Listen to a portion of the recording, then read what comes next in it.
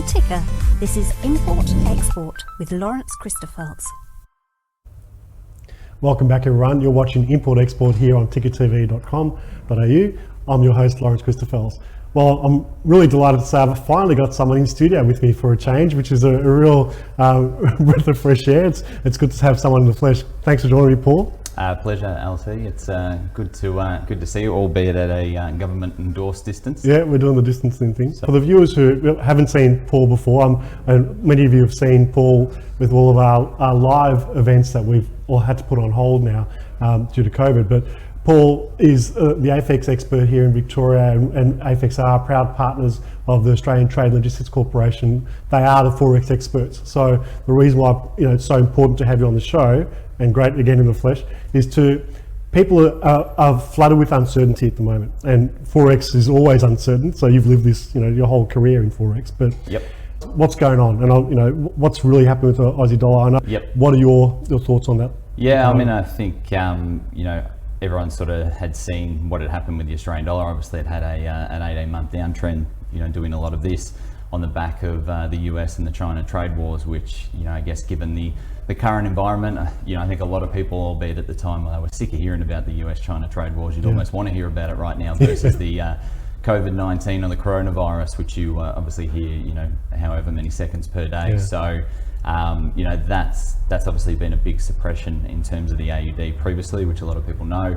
And then as we got to sort of that 68 level and the coronavirus started really breaking out, obviously there were some impacts, initially felt a lot within the supply chain, and certainly not at that scale. And everyone sort of largely being stuck at home in a massive lockdown, and you've even got places like India and Singapore where a lot of the supply chains closed down. We saw the Aussie wasn't quite a flash crash because it was probably a little bit more prolonged than that, but it went all the way down and very quickly hit that sort of 55.10 level.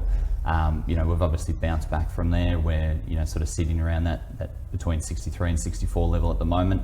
So it feels like it's largely done a little bit of that recovery. Obviously, sort of 55.10, that reaction seemed a little bit overcooked on fear, as and fear tends to breed fear, so it leads to sort of further selling and risk off. So we obviously went through that phase. That was that initial reactionary phase.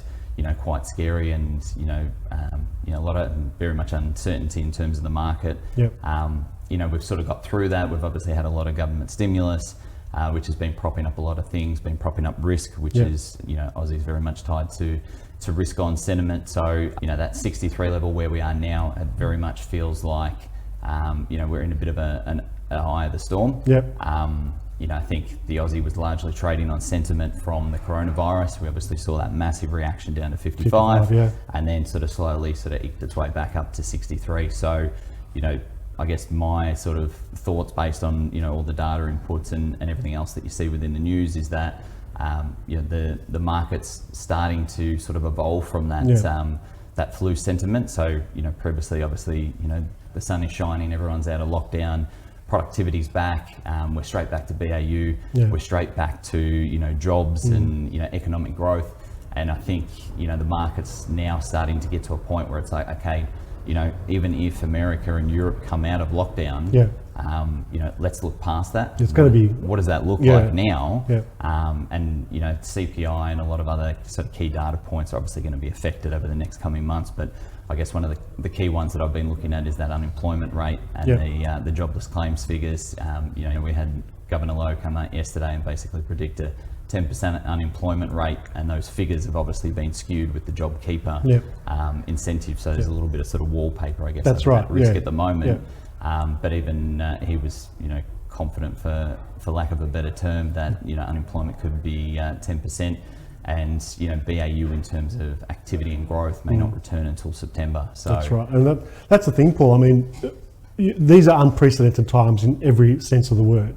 When it comes to those drivers of what fluctuates, what's causing the fluctuations in the currency, this all could change every week, every month as things evolve. People could go backwards, or countries could get another breakout or second wave of COVID. Look at Singapore. Exactly. So how have you found through this crisis, and I know it's a bigger impact, but how well prepared have companies been in your experience? You know, obviously a lot of people in executive financial positions, the bailout there because you can't prepare for something of this scale. And even on our side of the fence, we live it, we breathe it day in, day out, 24/7. None of us predicted a 55 as a bottom level. As we said, fear promotes fear. So you can't cover a lot of those sort of bases. So I guess a decent amount of complacency with a lot of different businesses in different areas.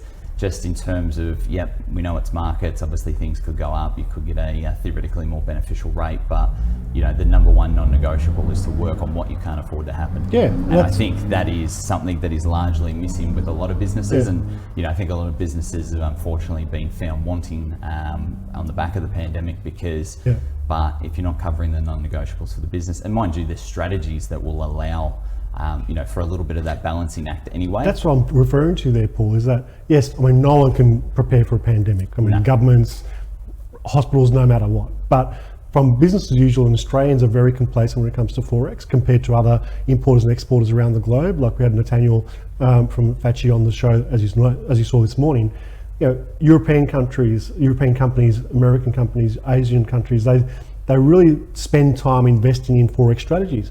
Australians, for some reason, we're sort of like, she'll be right, we'll be right. It's crazy. It's that Australian mentality, she'll be right, mate, I guess is always the one that's sort of referenced. And it's very much like that, and it's been happening for, I guess, generations. I've even heard of, stories. Exactly, so. But that's the thing, Paul. Like, as I said, pandemic, off the charts, no one can predict it. But everything always happens. We've had the US-China trade war, we have Brexit, we have all these things that happen even in the last 6 months that are just taking place that all impact. That's just the last 12 to 18 months alone. Right. So that's even if we take the pandemic off the table, and companies still don't learn from these mistakes. So one of my hopes is, and one of the things that we've talked about over the last multiple weeks on this show, is that how can companies better prepare for the re-emergence of their business, of their economy, as importers, exporters, how can they be better importers and exporters, better supply chain, how can they improve all that? One of the really critical ways to do that is to wake up, speak to some Forex experts and say, okay, let's look at your business, where it has been,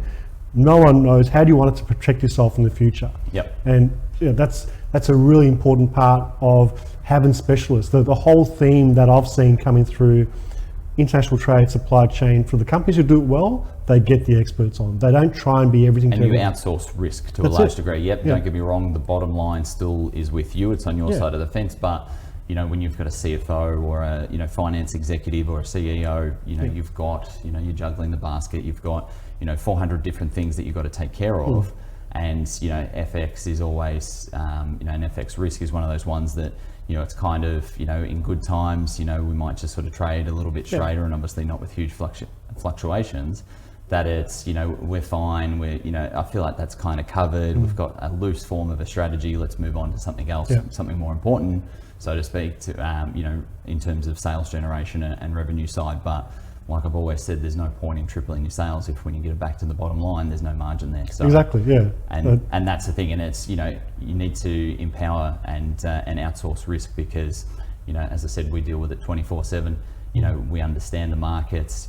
Obviously we can't, give guidance in terms of where it's going to go because even at the moment, could hit 70, could hit 55 again. Exactly. But it's looking at what are the risks that are out there. What is, sort of coming out in terms of the market. Everything we do is just analysing that risk and then, working that and back building to the your product business strategy and saying, around that. if this happens, let's work on worst case scenario because that always has a possibility. Cool. Best case scenario, if this happens, let's do this. But more importantly, if this happens, can you afford for that to happen? What happens to your business if this does occur? And it's, I guess, getting some of that awareness for people to think a little bit more, not be pessimistic, but just be a little bit more alarmed and prepared. And, I guess it'd be interesting on the back of the virus that, it doesn't matter if it's FX, doesn't matter if it's IT infrastructure, e-commerce for retailers. Is this the wake-up call that a lot of people need to go and finally not eliminate, because that's hard to do, but address a lot of that risk, address a lot of that risk, and not leave these open ends in key facets of your business. Thanks, Paul. Thanks so much for your time again today. Hope you've enjoyed today's show. We're going to have another great episode coming up next Thursday. Take care. Have a great week. Cheers.